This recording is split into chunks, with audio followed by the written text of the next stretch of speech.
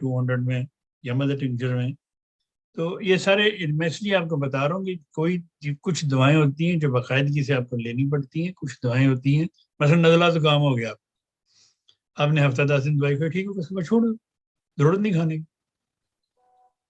کہ کرونا کے جو شاکی ہوتے ہیں وہ ان کو چھینک بھی آ رہے تو وہ کہتے ہیں کرونا ہو گیا. ان کو اگر ایک ہتو لگ جائے تو کہتے ہیں جی کرونا ہو گیا. ایسے جو کرونا والے پیشنٹ ہیں ان کو چاہیے ایکینیشیا اپنے استعمال میں رکھیں. ایکینیشیا مدر ٹنکچر 10 قطرے صبح 10 شام کو اپنے بچوں کو بھی دیں, آپ بھی کھائیں, آپ بے شمار بیماریوں سے بچ رہے ہیں. تو یہ نزلاتی بیماری سے کیونکہ ایکینیشیا خون صاف کرتی ہے, اور اس کو آپ 10 قطرے دن میں 3 دفعہ لے سکتے ہیں, پھر 2 دفعہ لے سکتے ہیں بعد میں.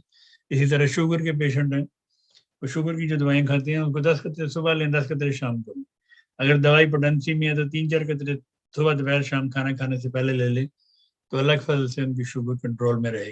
اور یہ میرے تجربے میں ہے, میں نسخہ جو شوگر کا دیتا ہوں, اللہ ماشاء اللہ اس نے بے شمار لوگوں کو کی زندگیاں آسان کی ہوئی ہیں ڈاکٹروں کی دواؤں کی